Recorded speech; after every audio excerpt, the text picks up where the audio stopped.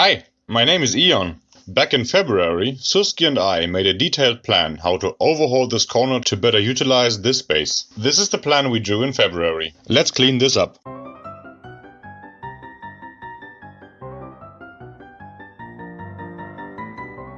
This piece of wall had to go.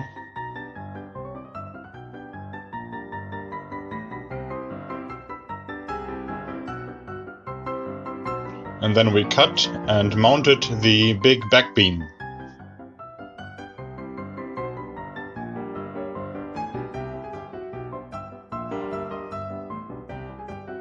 We marked the positions of the legs, and now we are cutting all the back legs. All the legs were individually positioned and marked.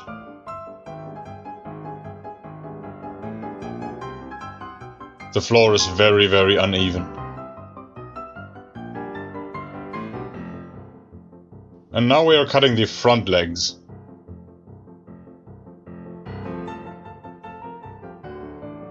In the lower left corner you can see the planer. Observe the amount of shavings we produce. They all get an 11-degree bevel.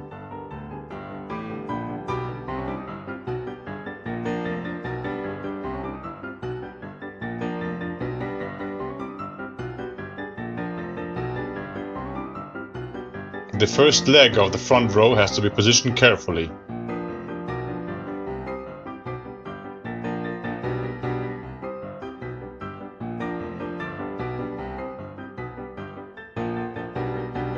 Now we can position the middle leg on the right side.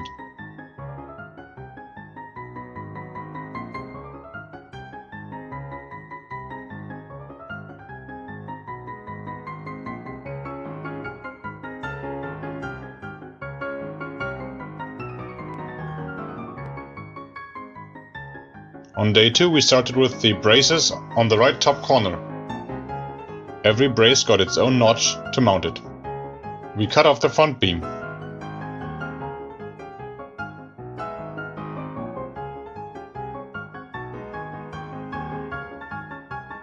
We continued on the left with these two legs.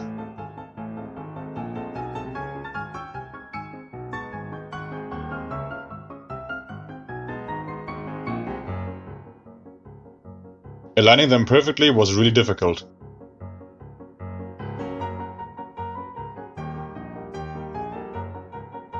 We built a helper contraption with many clamps and other straight pieces of wood.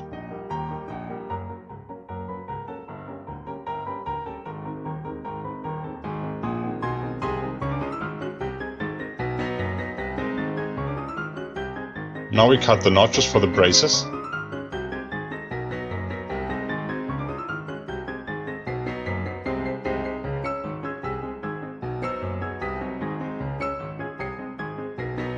And then we are taking it all apart again, to cut additional notches in the front legs.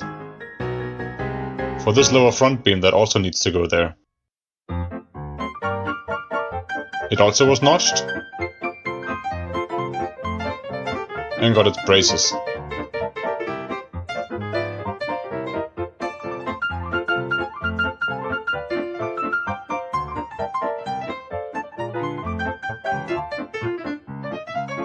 Now we started the work on the platform for the CNC-Mill. First we needed to mark the remaining leg to cut it precisely.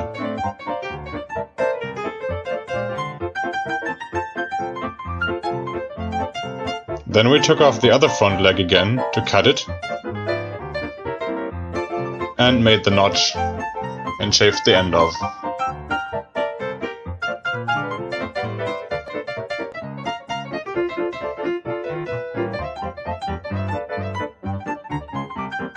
And we thought some additional braces under the CNC-Mill would be a good idea.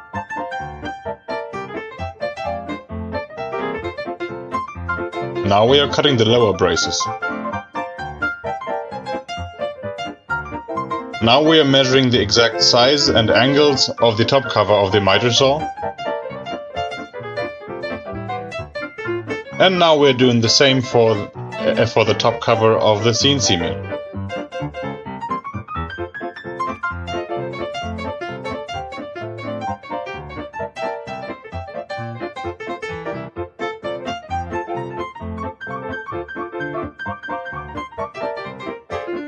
And now we're mounting the lower braces, and we're drinking some beer while doing it, because we were done with all the power tools.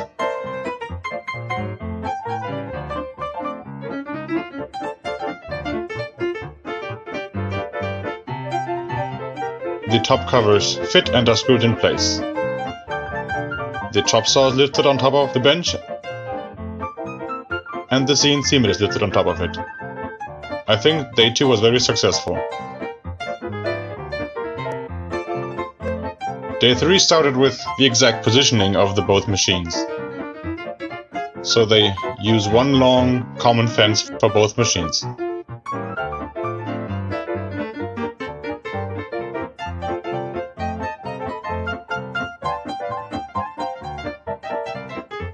And after the exact position was determined, we measured the size of the cover on the right side.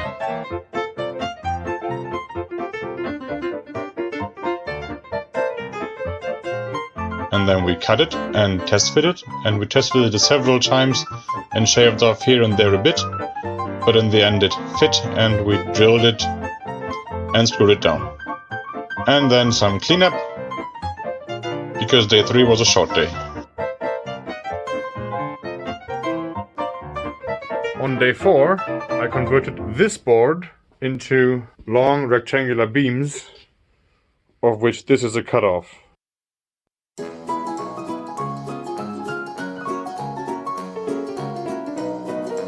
And now on day 5, we fitted in these grooves so that these aluminum profiles actually fit.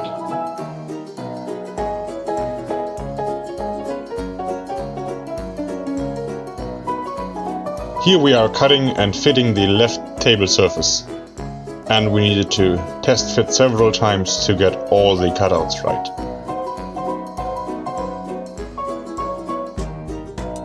The part was then drilled and screwed down. The ends of the fence beams had to be angled a bit, and we are cutting them right now.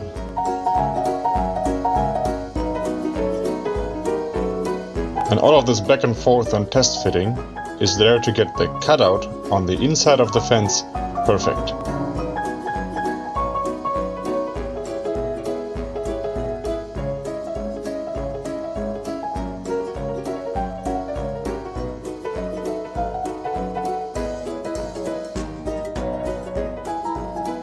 And now we are aligning the fence so it's perfectly in line with the miter saw. This was also a major undertaking to cut this much off of the beam. This was rectangular, because we did this entirely with hand tools. We are done with day 5. These fences right now are not yet mounted. On the left you can see the clamped glue up of the left part of the fence. Right now I am test fitting the right part of the T-nut rail on top of the fence. The fence somehow needs to be mounted, and right now I am pre-drilling and marking the locations of the screws.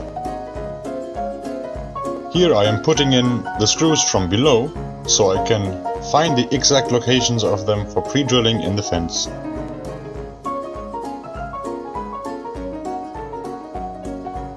I just took off the fence to pre-drill it off camera.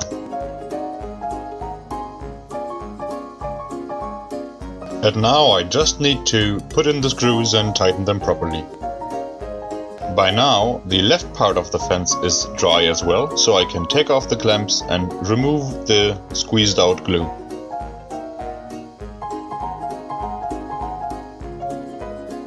Some sanding is also necessary. On day 7, we start by fixing the miter saw in place, and for this purpose we make small wooden blocks that we screw down at the front and at the back of the miter saw, which will hold it firmly in place and in alignment with the fence. And just about now we realize that the left part of the fence is actually interfering with the miter saw in one of the miter angles. So Suski is making a lot of small paper templates to figure out the exact shape of the cutout that we need so the miter saw can be used throughout all its rotation. And here I am test fitting the left part of the fence with the new cutout. The next day I took the opportunity to mount the fence.